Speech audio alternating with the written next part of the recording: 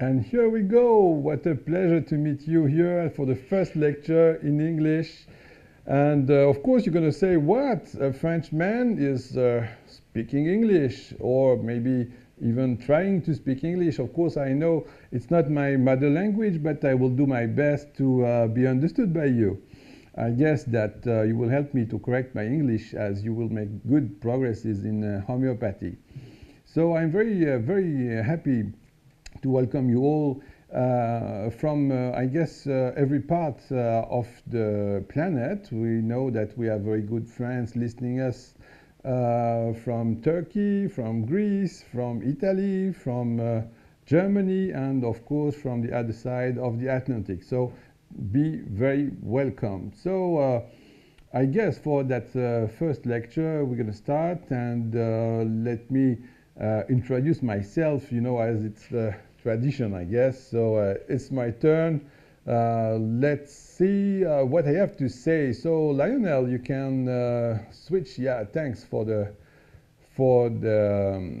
live system. Lionel is my friend and is helping me to realize these web TV shows. And as you can see now, we got a pretty well good professional system, and here it is. So you maybe already know my name. I will make it clearer in a few minutes. But I put on this image, the famous goals, Asterix and Obelix. I guess you have heard of them at least in the past and in the next future, I guess, if you don't know them already. And it's a kind of symbol of the Ghoulish way to behave. And of course, this is certainly my hallmark and my style. My students are used to say that I say what I think and I think what I say. So sometimes it's a bit difficult. So for those of you who are just now connecting, you can call us later on Skype. Just remember our address on Skype. You have the address here on the left side of the slide. So what's the Ghoulish way? The Ghoulish way is going to be a bit difficult maybe at first to make you understand, but you're going to discover that as you will be listening to me.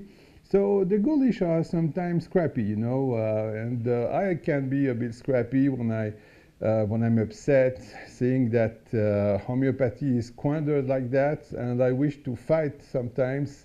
You will please forgive me because I'm enthusiastic, I'm a bit too much lively, and I want to make homeopathy understood all over the place. I want to fight for that, so I can be scrappy too.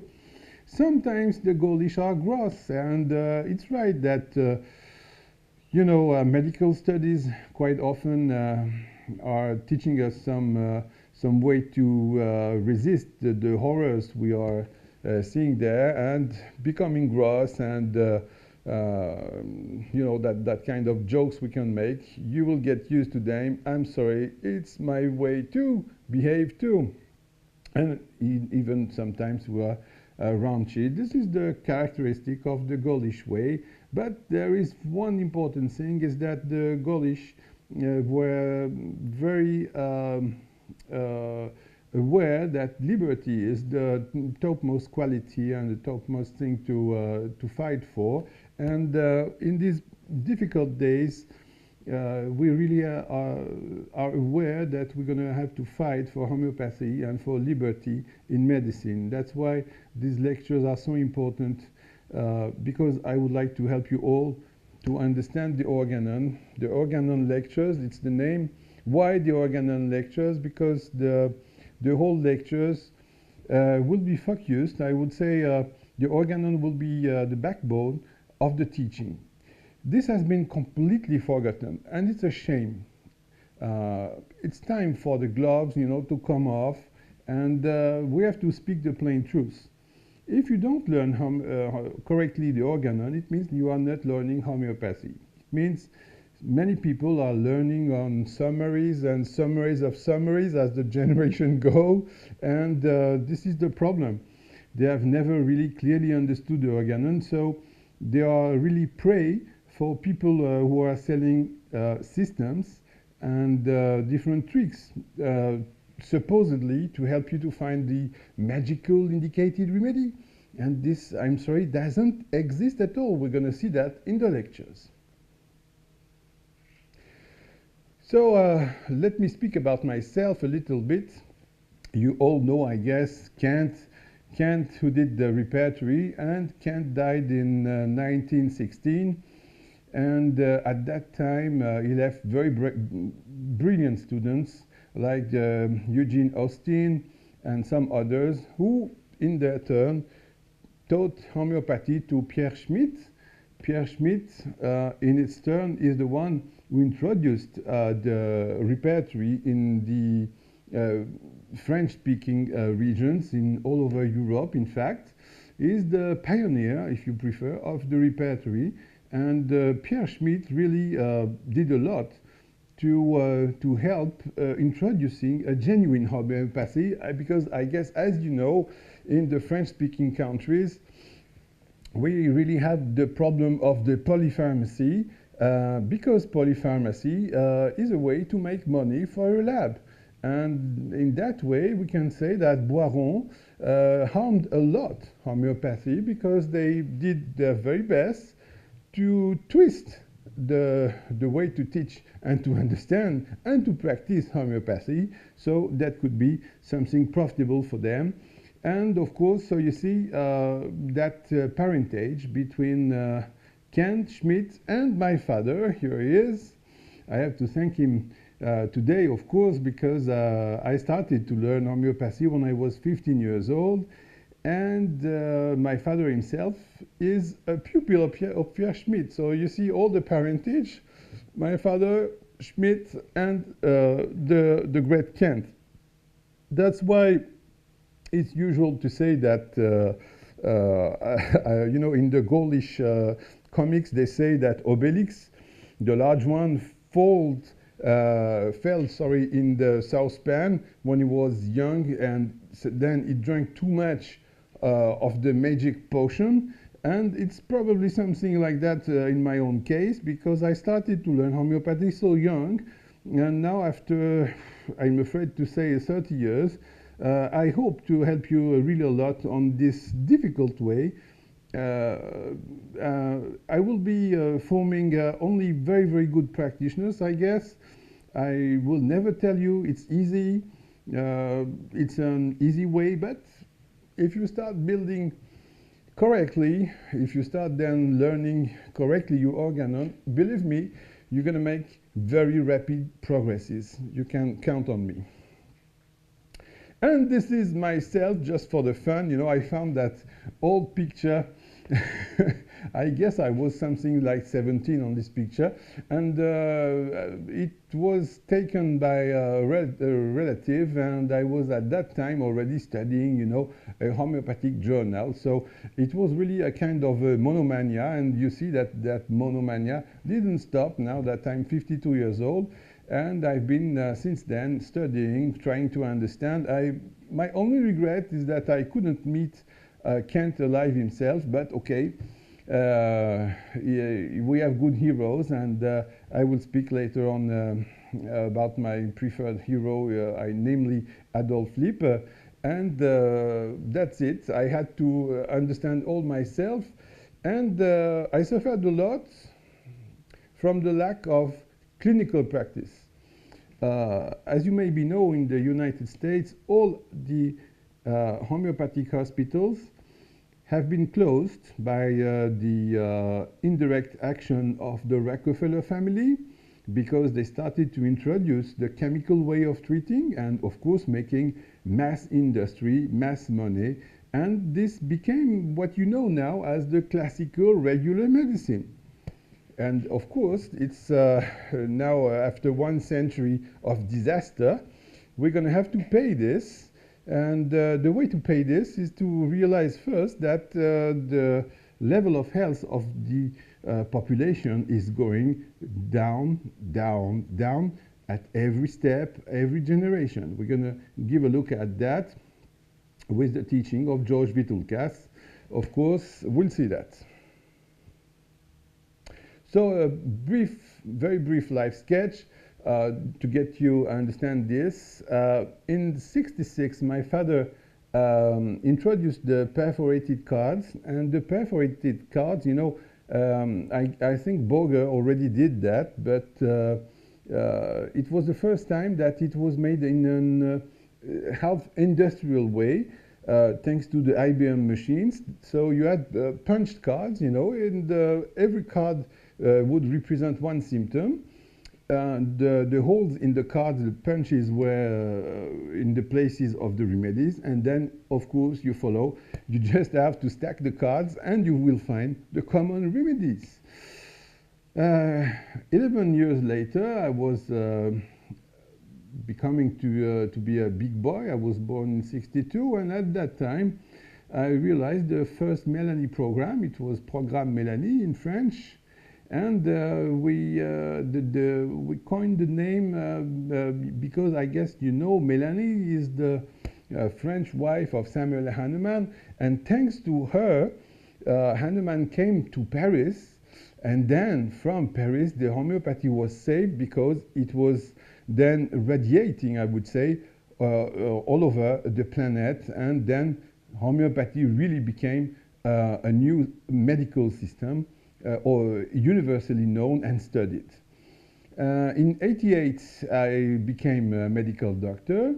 I will be very brief. I won't speak about the fights I had to lead in my studies, because you know, studying medicine and being a homeopath, even studying homeopathy at the same time, is quite difficult, and I will have plenty of time during the lectures to tell you more about that. I had plenty full of good anecdotes about it.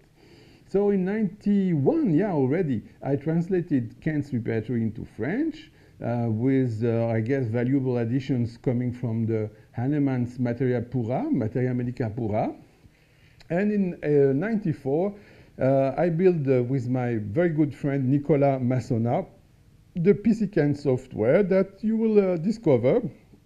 And, you know, as the father of the homeopathic programs, I would say, I'm not here to sell you anything, and I will be the very first to teach you that you don't need any program. I repeat, don't ask any program to be smarter than you are.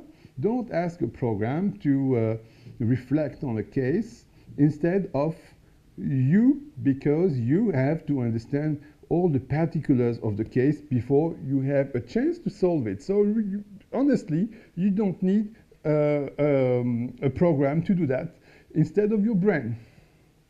In '96, what happened? Yes, in '96, it was the date I founded the website Planete Homeo.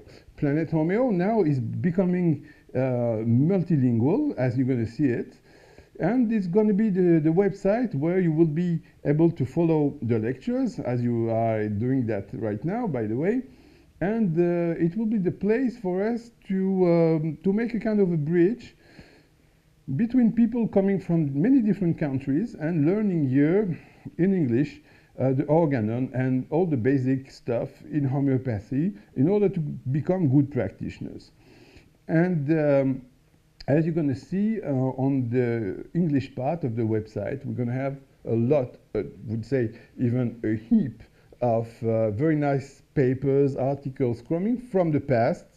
I would say resuscitated from the past, because these people are dead, but they are still alive, and really completely alive, because they are still writing facts, still writing about clinical cases that are exactly the same now. They are, you know, fighting against departures from the correct homeopathy, and they are facing exactly the same problem as we are facing right now. So nothing new, and it's the right time to republish all this, because it was sleeping in some parts of the great libraries in the States. And to be brief, now let's finish with the 2012 teaching of the Organon. As you are seeing me now speaking in English or trying to do so, you maybe know that 2 years ago we started the French teaching, and we meet great success with that. I'm very proud to say that my young Jedis, you know that in homeopathy we are dealing with the life force, and it's so natural to say we are Jedis because we are dealing with the life force all the time. And so I'm very proud and happy to say that I have more than 100 new Jedis perfectly, correctly understanding homeopathy now, and in their turn becoming the good ambassadors of homeopathy. This is very good news for us in the French-speaking countries, and I hope to help you to do the same in the rest of the planet. Maybe we're going to visit the website a little for a little while. It will be the right time, I guess, to do that. So let's go. Here we are. So let me explain a little bit the architecture of the website. Thanks, Lionel. As you see, Lionel is adapting at the same time live. Thanks a lot.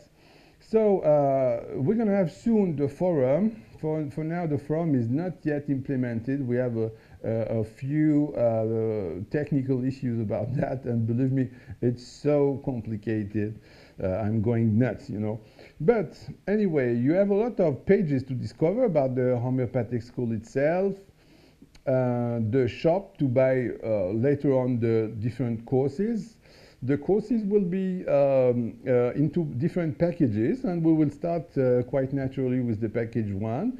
And in the package 1, we'll find 21st hours of teaching.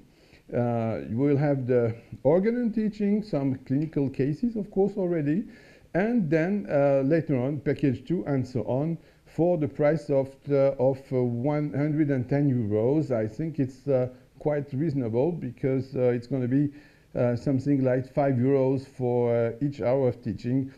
I guess you can save a bit of money to buy it. And this is about myself, a little sketch of my life. And above all, I would ask you to discover here. Let's see if we are connected. Yes.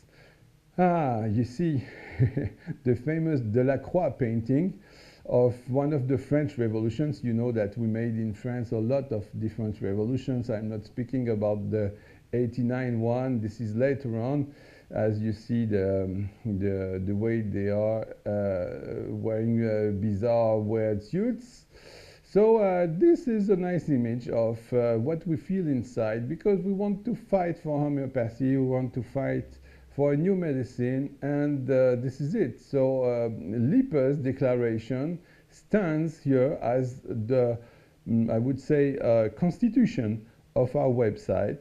And every people who understands homeopathy will understand that we have to group around the basic points of what makes us homeopaths, and this is in Lippert's declaration. We will discuss in depth his declaration later on. For now, just understand that really, if the Organon is the backbone of the teaching, the Lippert's declaration is the cornerstone, I would say, of the website itself. So please read it and discover how nice it is. So this is one thing, and now the next one, I'd like you to visit a little bit the website, because we're going to have, thanks to some of my students, I would say first Amina in Morocco is really completely dedicated to homeopathy, and she's helping a lot to translate, to coordinate the efforts to achieve this multilingual website. And here again, I would like to thank you, Amina, a lot for everything you're doing. And at the same time, we have the good Natalie. Natalie is helping us to put the articles that are coming from the old journals. And I guess at some point we will make a complete article about where these journals are coming from, how we made them, how we were able to scan them, to recognize the characters inside and then to put that into a modern way that you can discover now. So there are, I guess, maybe thousands of them. We're going to have more than 50 years of different publishing and completely unpublished papers of Lippert, Berridge, and so on and so on. It's going to be delicious to discover. As you know, I'm very suspicious about every paper you can read now in homeopathy because people are just lacking of rigor. I want to reintroduce rigor in homeopathy because homeopathy is medicine. And you cannot joke with the safety and health. You have to be serious. And that kind of rigor is really lacking nowadays. And this is one of the great efforts we're doing because we want absolutely to reintroduce medicine on its firm clinical basis, and of course to build homeopathy like Hahnemann did on only inductive methods without any, I would say, theory or whatever. We're going to speak about that later on too. So please feel free to visit the website. There are a lot of interesting papers. You're going to discover them, and every week we're going to put new papers. Please visit that. So let's go back to the PowerPoint things. There are chances that it can explode. It's not the case yet. We're very lucky. Here we are. So the fact is that nowadays homeopathy looks like a very messy mixed bag. There is no other way to say. In France, we are very few, to follow Hahnemann. We know that it's the shame of France to have so many polypharmacists who have never maybe heard of Hahnemann or maybe even heard of the Organon itself. So is that a good way to give a single remedy? Or maybe is it better to go to polypharmacy, complexism, organotherapy, whatever? Who can understand that? This happens only because people do not learn correctly the Organon. They don't understand the basis. They don't understand what are the rules, what are the laws, what are the principles, and this is the problem we're facing today. Many people say, oh, homeopathy is working only for minor health problems, Of course not for serious diseases, because there is nothing in homeopathy. Come on. If you are infected, are you really serious? Are you going to give homeopathy? Yes, I'm sorry. We will prove that it works, of course, because you will see how effective is homeopathy on very serious illnesses, and especially on infectious disease. Maybe some of you know that I've been in Haiti, where I had the chance to treat a lot of cholera cases, and you will see the cholera is treated in a time period of 6-7 hours maximum.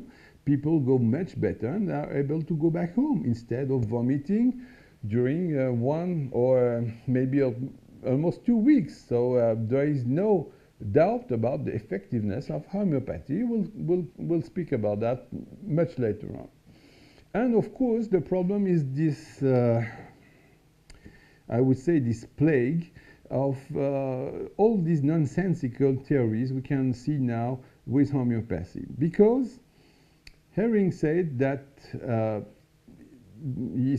before, in the end, a few weeks before dying, he said, okay, if we forgot the strictly inductive method, then homeopathy is doomed, and we are able to be mentioned as a caricature in the medical history. Why? Because you will see in the Organon 1, Hahnemann is asking us to stop making theories. And you will see that a lot of people are selling you different theories, different imaginations, different air castles, I would say. And this is a complete nonsense. You will see people prescribing completely unbelievable remedies in homeopathy instead of giving, say, a little granule of pulsatilla that will do the job.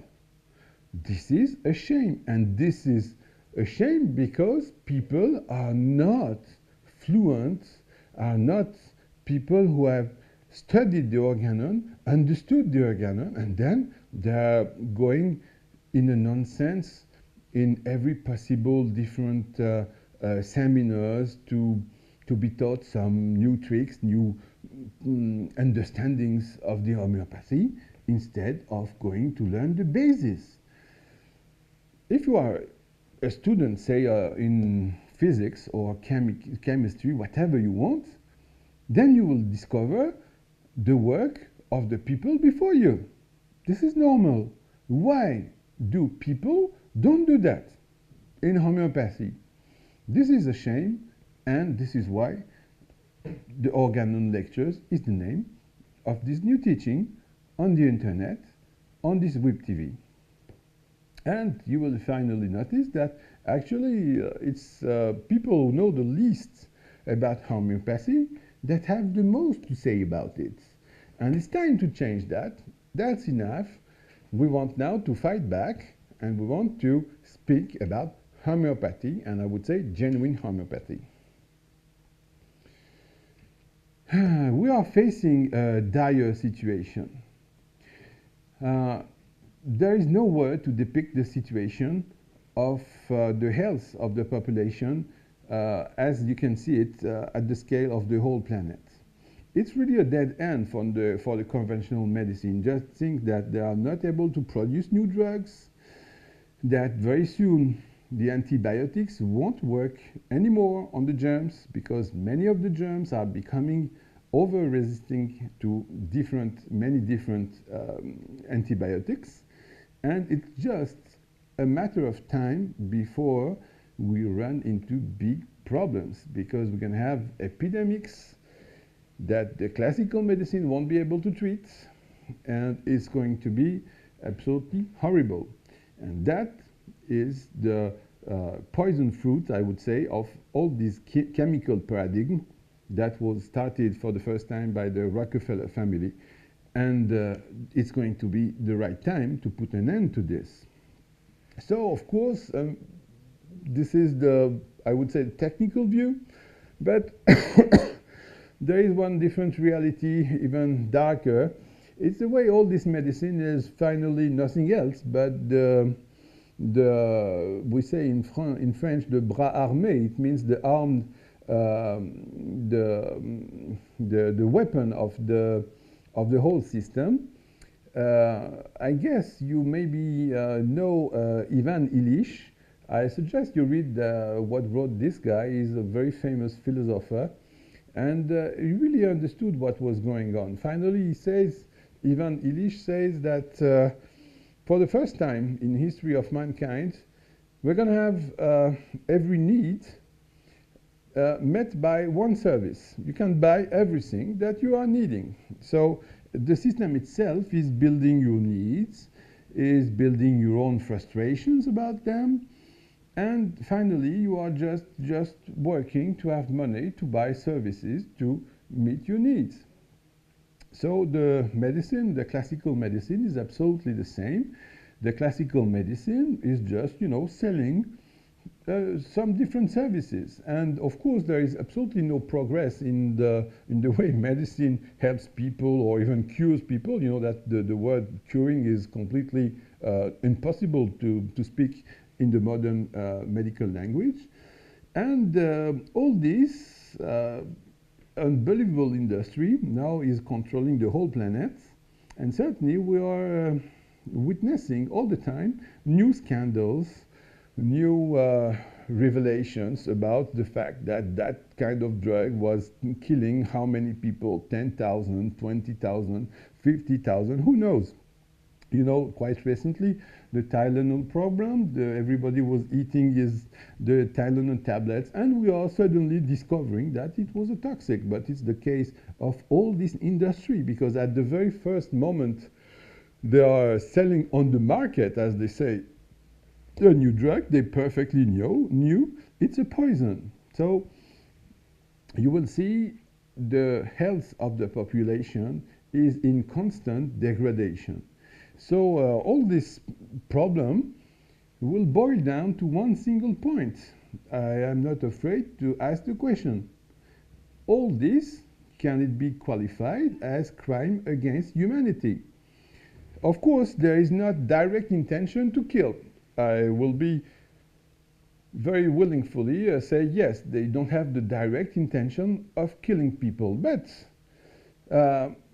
poisoning all the population on the whole surface of the planet, polluting the whole environment, and knowing perfectly what they are doing, isn't that a crime against humanity? It's the time for us now to ask the question and to solve the problem, because otherwise you can be sure that it will be, when they are grown up, our children will make that reproach to us. So sooner or later this question will arise, and we will be accused by our children. This is an important point, and I will recall you that we are dealing with something completely sacred. It's the health of people, and the only way to cure people is homeopathy. I'm sorry to remind that.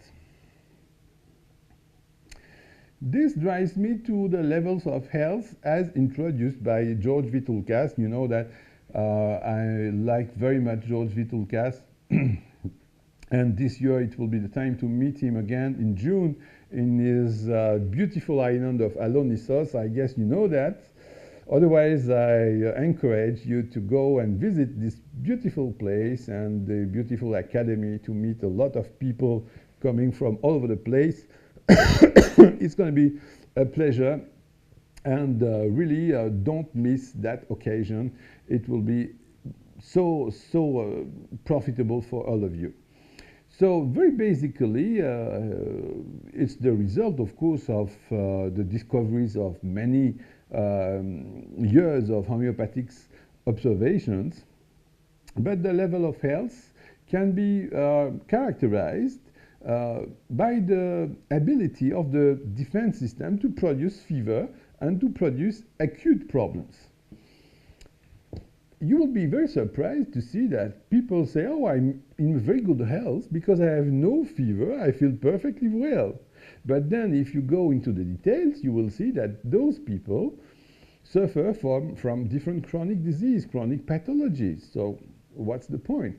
There is a direct correlation between being able to produce fever and otherwise to be in a more chronic state, developing chronic disease. That was already some discoveries of Hahnemann, of many different homeopaths. That was summarized, I would say, by the genius of George Vitulkas. I dare to say the genius here because he made something very clear, and that classification will be very helpful for you when you're going to treat people, so that you will understand the way the dose is acting or not, and the way you are helping people to reach a higher level. You will see then different clinical signs that you will interpret or not interpret, to say, these people are going much better, or otherwise it's not the case, they are going down the level of health.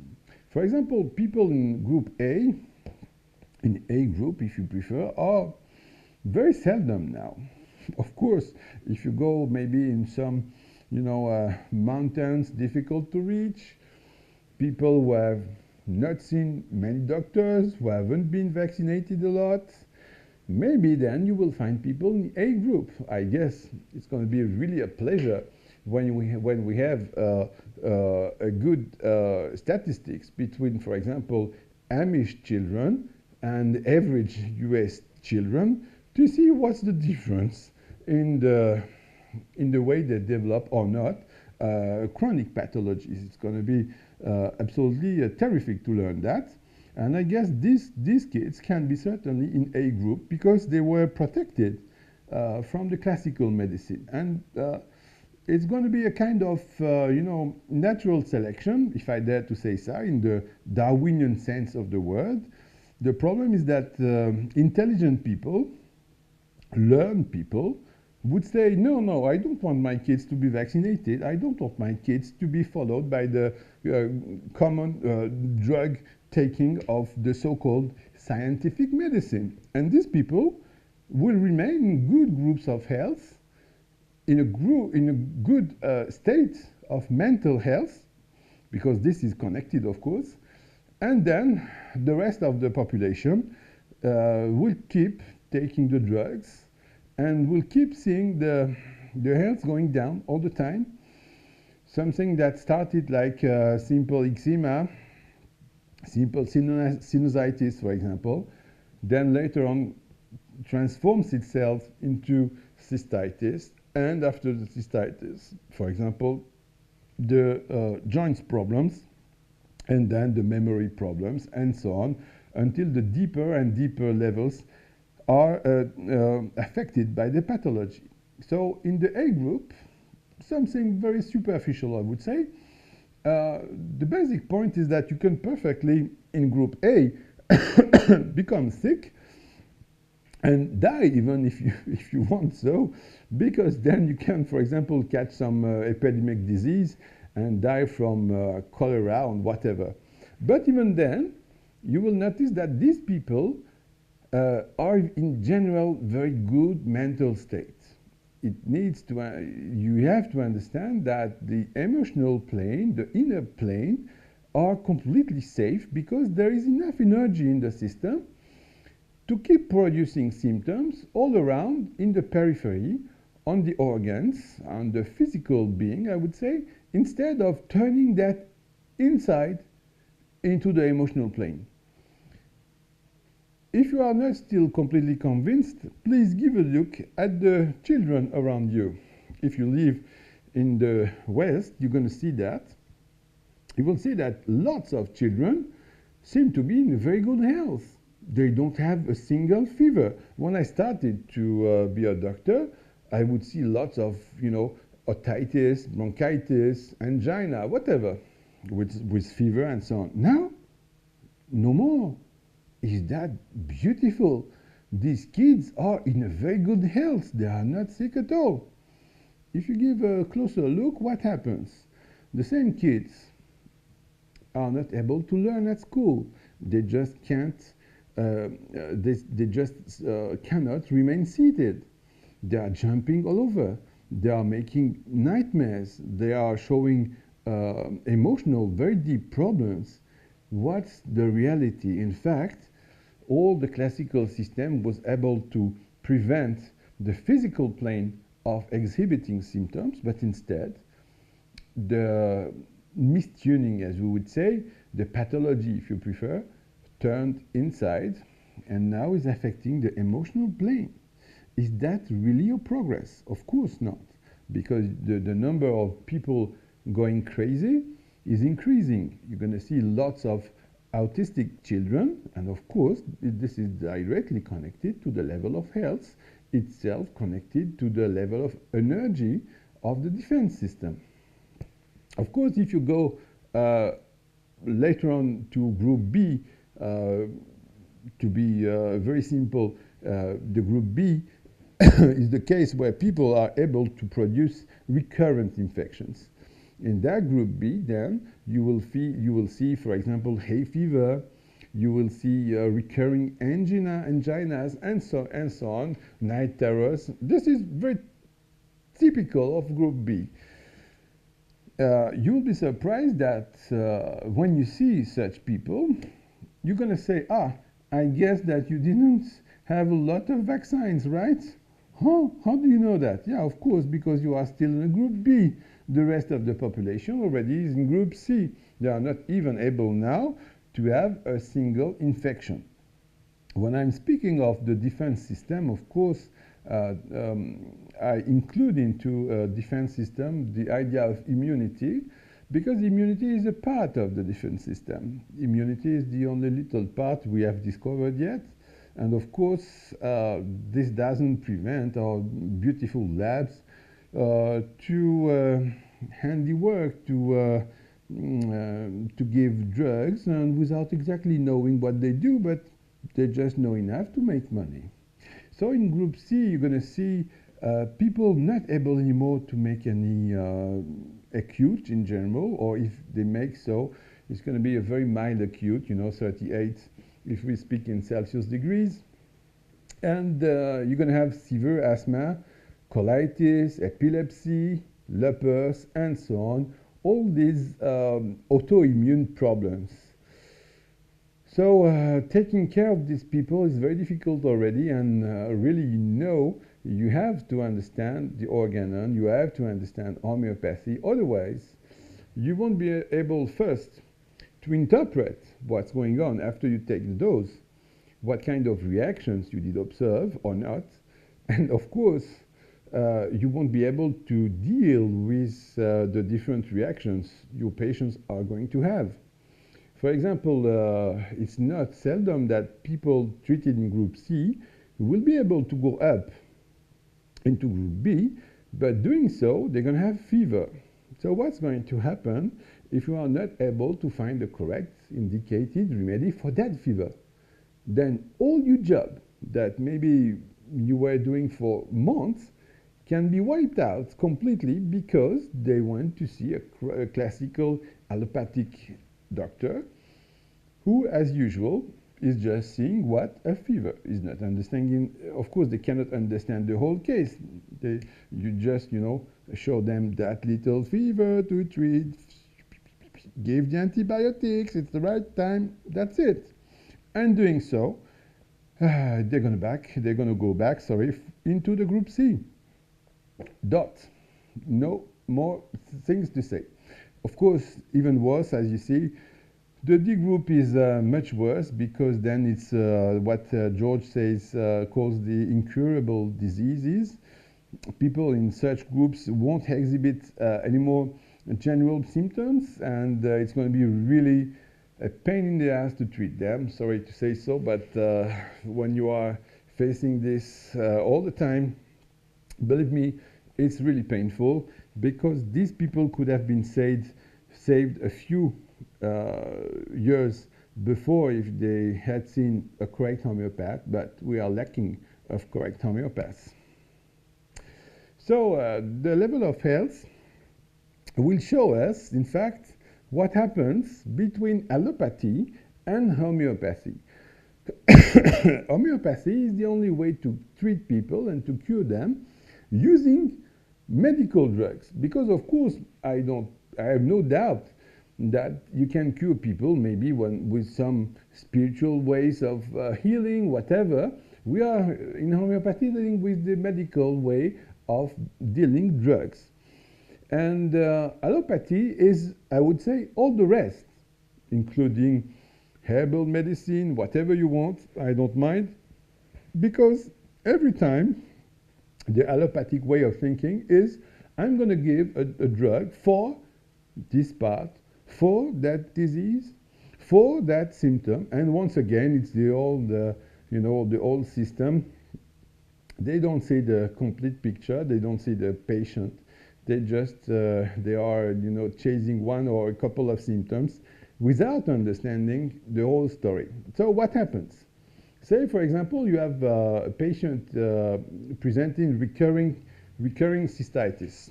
Very classical situation. You're going to see tons of them. What's going to happen if you treat them? If they go and see the allopathic doctor, they're going to have a very good result. Of course, it will need some time. When I say some time, it will maybe stand during 6 months, 2, 3 years. But if one drug session is not enough, you're going to keep them under heavy drugging for months until we have capitulation of the cystitis. In allopathy, they love the warrior language, and this is they destroy, they chase, they eradicate, whatever. They are always speaking the same words. It is very funny to notice. And what happens? The people have no more recurrent cystitis. So you can say they have been cured. This is beautiful, isn't it? In fact, what's going on? The fact that they took so many different drugs in their body completely destroyed the defense system, And now that group of symptoms that was connected to a certain level of health is not possible to be produced anymore. That is the point. So the symptoms are disappearing not because of a progress in the energy level of the system, but only because there is no more energy to sustain them. This is completely different, you understand, I guess. And when you see that the recurrent cystitis is gone now, and instead you've got, you know, heart problems or a high blood pressure or whatever you want deeper inside, what does it mean? That you had a bad allopathic treatment. A bad allopathic treatment being, of course, a pleonasm. It's meaning exactly the same thing. You cannot have a good allopathic treatment by just definition. So if you have a correct homeopathic treatment, respecting all the laws, all the principles, what's written in the Organon, then you have a good chance to give a drug that will help people to reach a higher level of health, because finally you can say a homeopathic drug is nothing else but giving more energy to the system. If the choice is correct, of course. Then what's going to happen? You will see the symptoms you were treating, you were dealing with disappear. Okay, same than allopathy. You would say yes, but this time your patient will say, I am feeling much better. I have more liberty in my life. I feel much brighter. I will have no need to make you understand that the people are more alive, I would say. And quite generally, you're going to have the coming back of all symptoms. Why? Because these old symptoms, they were possible at a time where there was enough energy to produce them. And of course, as you're going to give more energy, you're going to reach those older symptoms, because the defense system will come back to such points. If you see the channels on the planet Mars, you're going to understand what I mean. At the time when there was enough water on the surface, they were filled with water. Now they are dried and empty. It's the same. When you have all these old symptoms returning, it means that you have filled again the system with energy, and you were able to produce all these old signs. This is a very good sign. So you still now, it's still the very beginning of the teaching, of course, but this gives you a good idea of guess of what I want to talk about.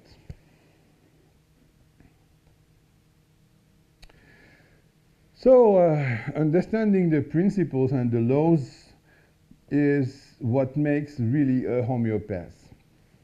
Then the prescribing becomes completely mathematical. Why? Because you cannot miss the indicated remedy if you find the correct symptoms, if you really understand what's the totality of the case. Homeopathy, I remind you, has been discovered by Samuel Hahnemann. Sometimes you can hear that it's been invented by Samuel Hahnemann. I'm sorry, it's not an invention, it's just a discovery.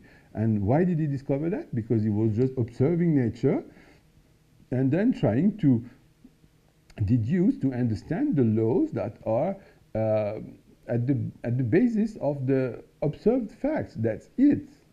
There is no interpretation. Sometimes we would illustrate, I would say, what's going on, what we are observing when dose is acting, for example, but we are never making any theories.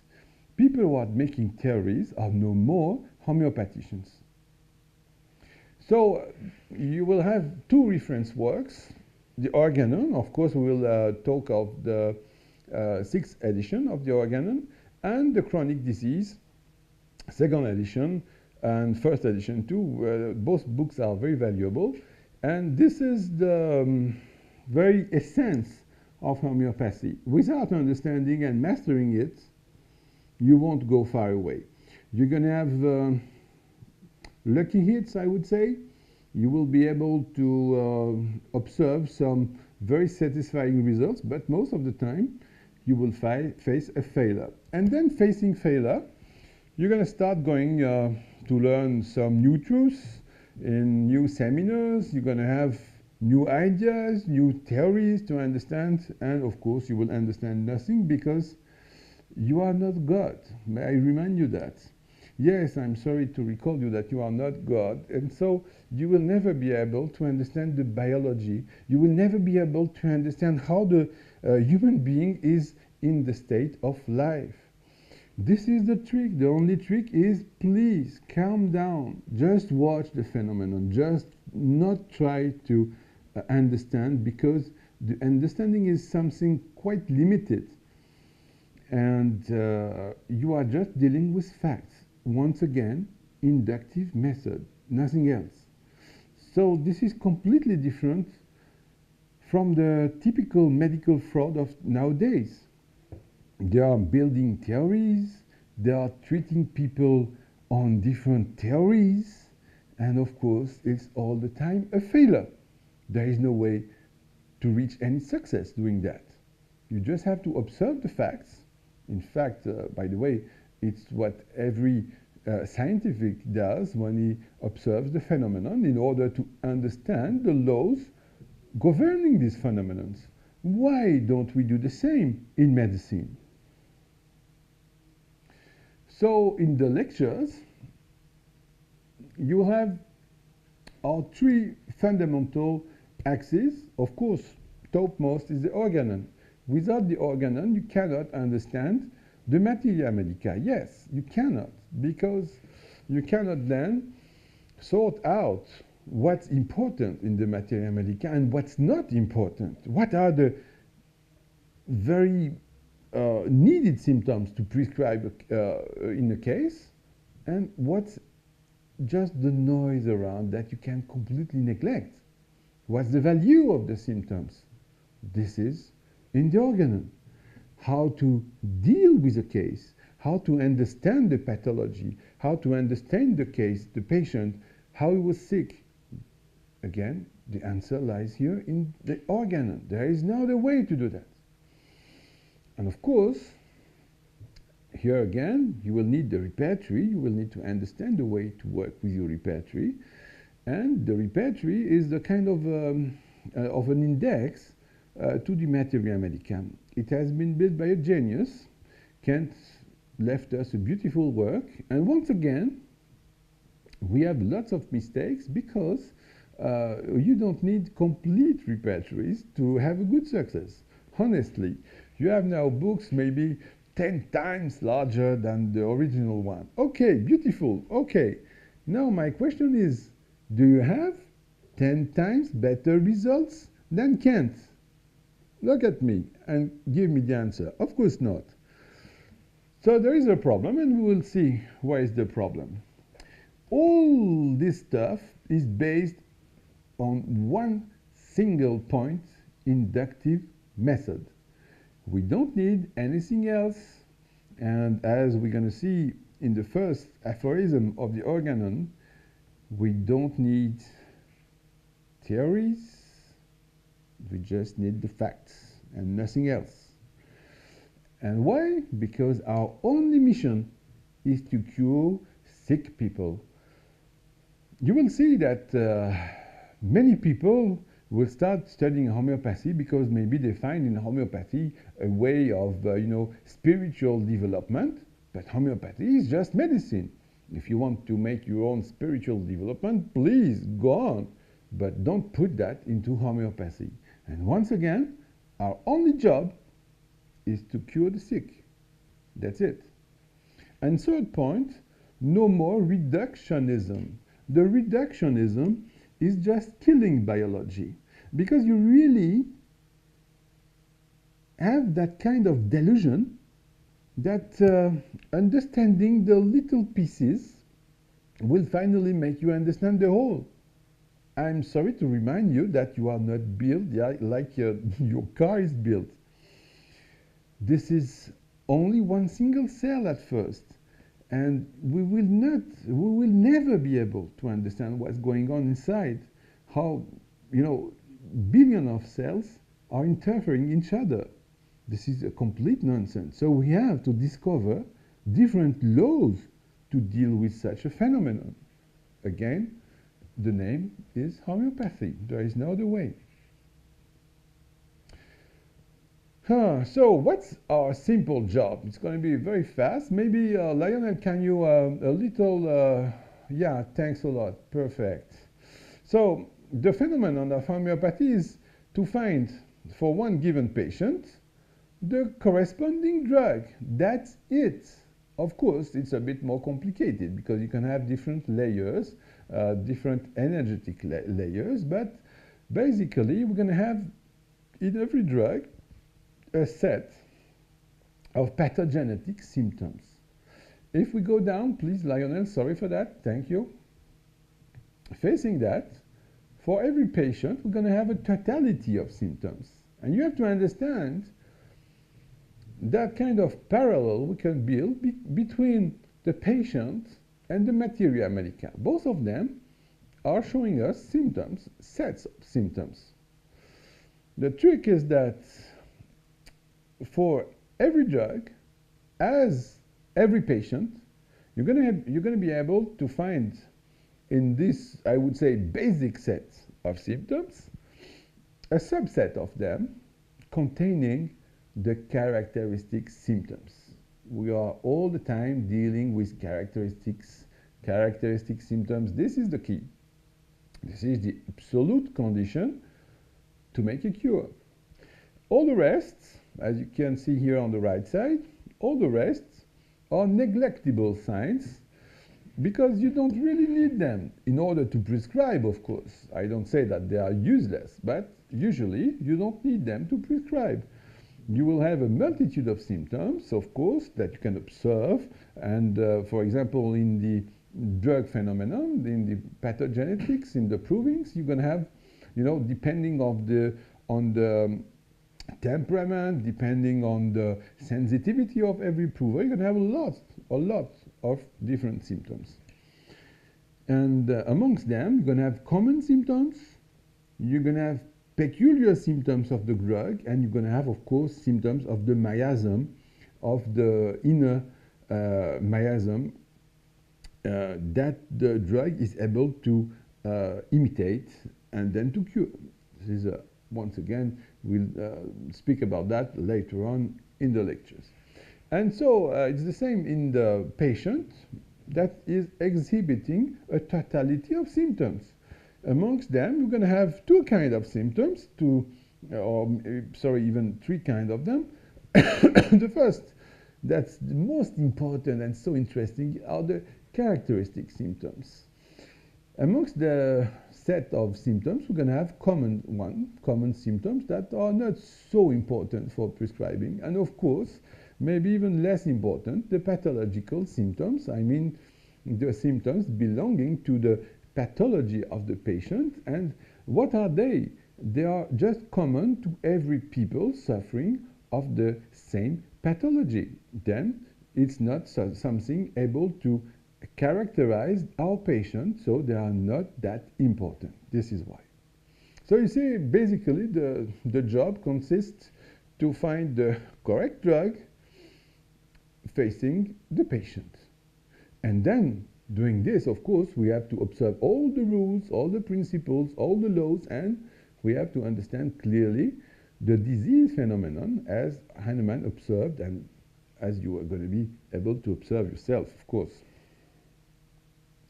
So in order now to finish this introductory lecture, I would like to pay tribute to Lippert. And you're going to discover Lippert is one of my favorite heroes of homeopathy. And I'm deeply grateful to this incredible pioneer, to this guy who really fought all his life for good homeopathy. Without him, you can be assured that we certainly won't be here speaking of homeopathy, because he did his very best to promote a genuine homeopathy. He did his very best to fight all the departures from homeopathy that were threatening homeopathy. And you have to understand, all of you, that is the same here, now, today. Because all these departures say we are homeopathy. And what they are doing is so ridiculous. They are betraying all the basic principles of homeopathy to satisfy a so-called system that will never work, once again. And then, of course, people outside homeopathy will say, come on, this is ridiculous. We have to eradicate homeopathy. It's a threat for health of people, of course. And in such a case, I agree with them. So once again, we have to discover or to rediscover rigor, scientific rigor, if we want to make progress. What said Lippert? First of all, we have to agree around the law of stimulus. So, as you can read, the first point is very important, of course. It recalls you the ethics of homeopathy and the goals we want to reach. First, we have to reach rapid, gentle, and permanent cure.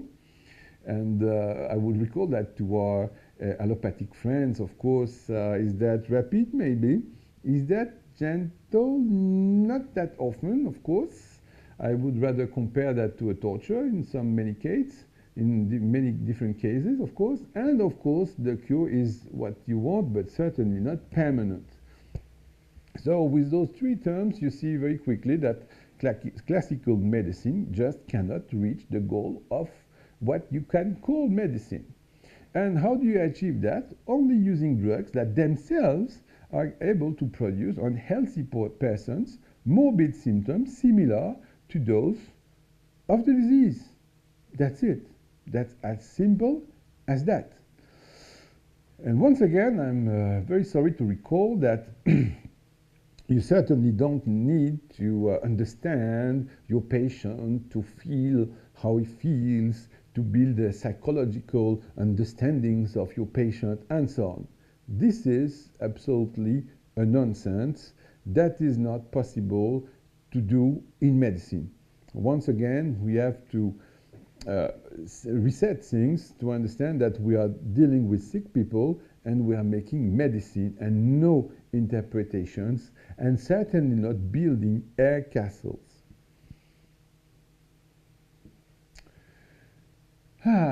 Second point, so important. You will find people prescribing homeopathy, but very few of them, finally, will agree that there is a vital force. Very few of them will understand, I would say, feel inside that there is a vital force. We will see in our study of the Organon that you cannot become a good homeopath if you don't understand and feel and prove the reality of the vital force. We will see that clinical testing is even possible to show that the body is reacting to just the presence of a given dose. And once again, this has nothing to do with kinesiology and so on.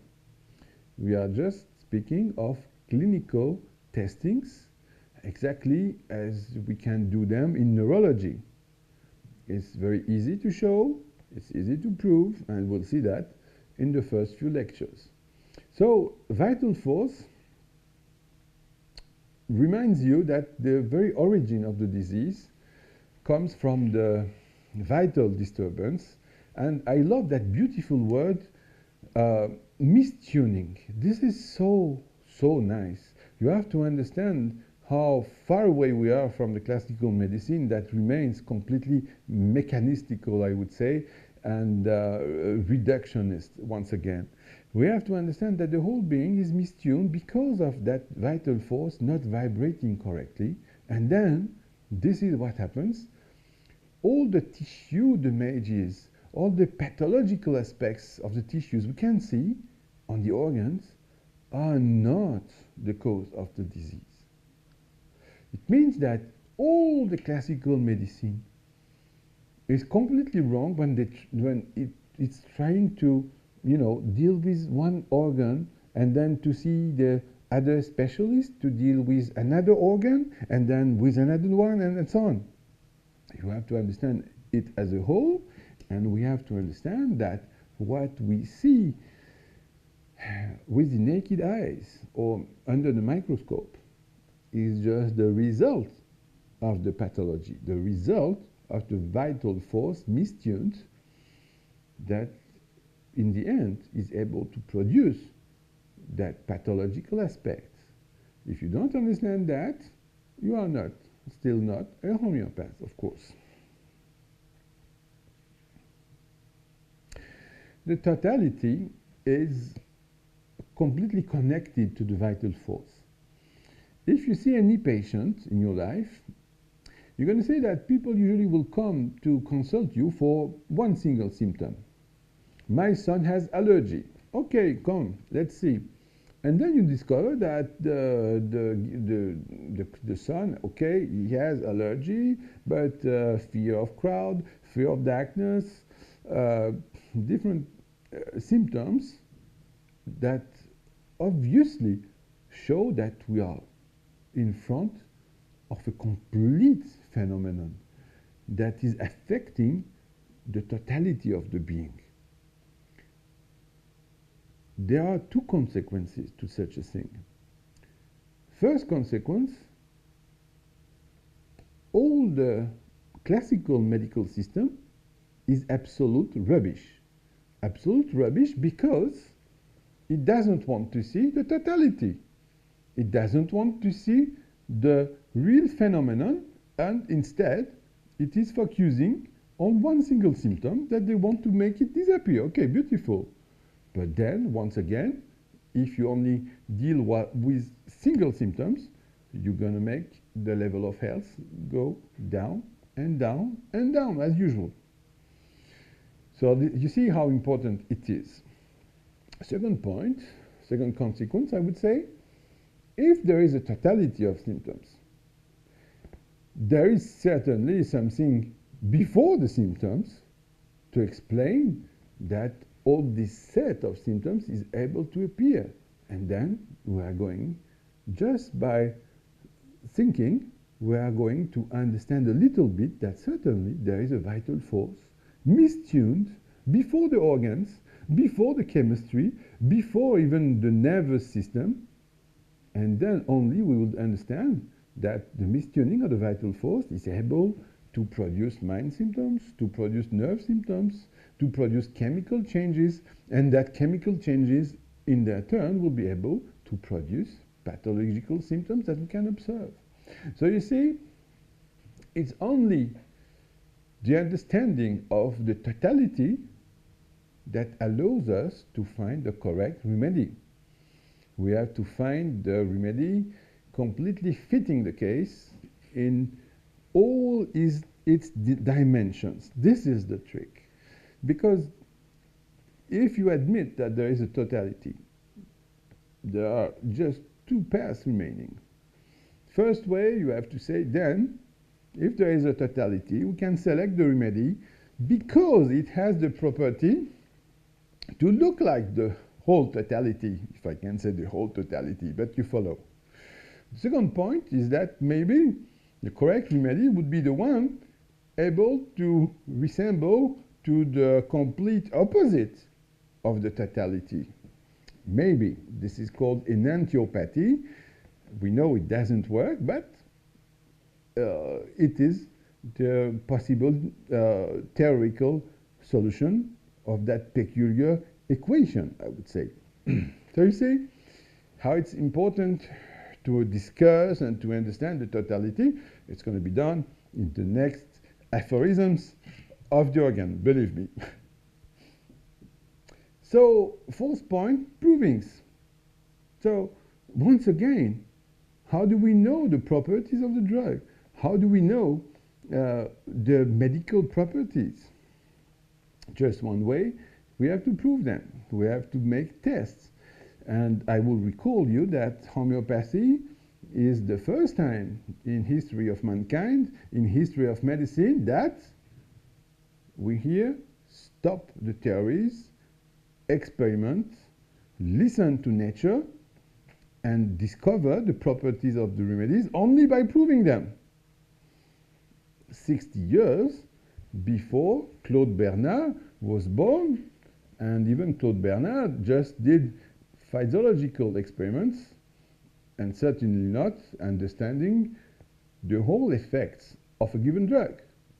Because when you take any drug, it will act on the totality again. When you take a single drug coming from the allopathic system, what's going on? You can have the desired effects that the lab would love to only deal with, but it is a complete utopia because the drug is acting on the totality, producing symptoms all over the body. And then the so-called side effects just are the remaining of the picture of the drug. So as you see, homeopathy is the only way to understand all the phenomena, is the only way to depict them, to understand them, and to use them in order to cure. So back to the provings, fourth point, the only way to discover the properties of the drug is to say that we have to understand the way they are able to disrupt the organism.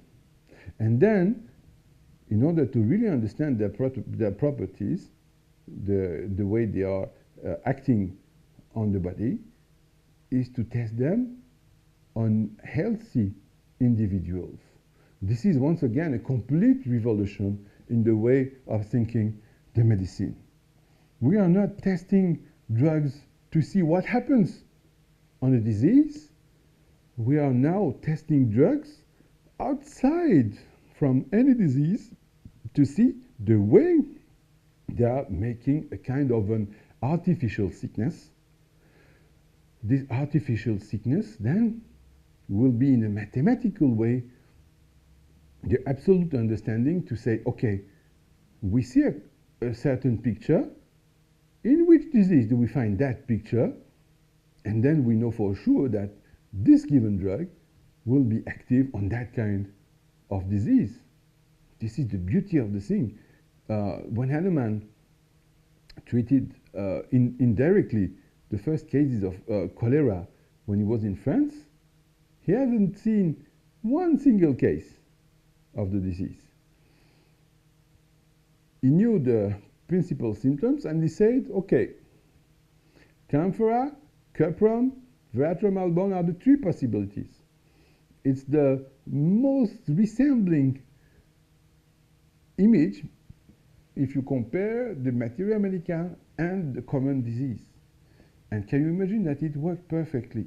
Can you imagine how nice is homeopathy? If you are able to make such a predictive medicine, there are chances we are close to the truth.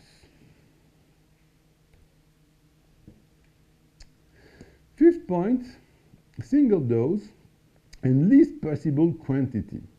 Oh God, this is so important to understand. We're going to spend hours to understand these principles. The principle of minimal action, as described for the first time by the French Maupertuis, maybe you know him. Maupertuis measured the meridian of the Earth, so he was able to understand the correct size of the planet. So this is all a complete story. He went to the North Pole. At the time, it was Louis XIV, if I'm not wrong, and so you can't imagine all the work he had done. So the least quantity is something ruling all the physical science because it's a common principle observed in all the nature. The nature wants the single smallest possible quantity of energy to make a change. This is a universal rule. And so we will see homeopathy is the way to apply that rule. Of course, we are very far away from the classical medicine, where the rule is the maximum possible that the patient can eat. And once again, you see all the fallacy of the old system. So best possible clinical results will be obtained when drugs are administered one at a time, of course, and in the smallest possible dosage, just enough to cure. All this sentence could be commented during hours, believe me. And you will see that it's true, of course, if you follow us in the lectures. And you have to understand that this point is not that clear to many so-called homeopaths, because they are still giving the dry dose. They are still giving hundreds of pellets to the patients because, sorry to say that, because of one of the greatest mistakes of Kant himself, who was, as you know, I guess, Swedenborgian, and with the ideas, and once again we see the danger of the theories, he was thinking that it was just a matter of purity, I would say, of the simple substance, and that there was no idea of quantity.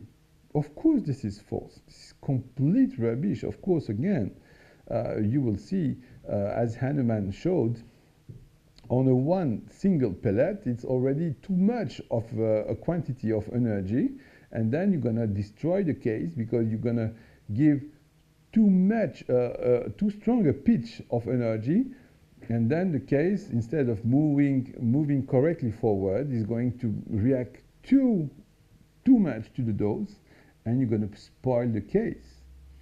That's what Hahnemann understood, and finally, we have the proof of that in the sixth Organon when he discovered a complete new pathology using the liquid dose, using the smelling, using the rubbing. You're going to discover that. It's just beautiful, and it's certainly the only correct way to use the remedies.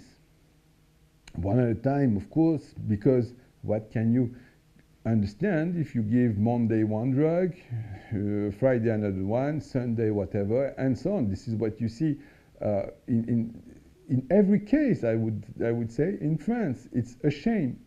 It's the shame of the French polypharmacy. And I have seen some patients using Excel files to understand what they have to take that given day. Can you imagine that? It's really unbelievable. That way to give the least possible quantity is so important. As we're going to see, that trick, I would say, that deep understanding of the mechanism of the action of homeopathy led Hahnemann to use partial remedies. When I say partial remedies, I mean remedies presenting not complete homeopathicity, not complete likeness with the pathology to cure. And then, you know, in such cases, you're going to have very strong dissimilar aggravations. It means that the drug that is not completely correct would produce a lot of symptoms belonging to its own image, and then you're going to have sometimes very bad symptoms. And then what he proved is that thanks to the minimal dose, you're going to be able to use a series of incompletely homeopathic remedies, and nevertheless, you're going to cure your patient. This alone is enough, I would say, to wring the neck of all the people who are trying to sell you the way to find a unique, correct remedy for a given case. This is, once again, absolute rubbish, because Hahnemann proved that using series of almost complete remedies, you will be able to reach that result. This is just beautiful, and once again, because we are giving the least possible quantity of the potency. People quite often mix the potency and the quantity of potency. We're going to learn that in the lectures on the sixth organ. The consequences are very important.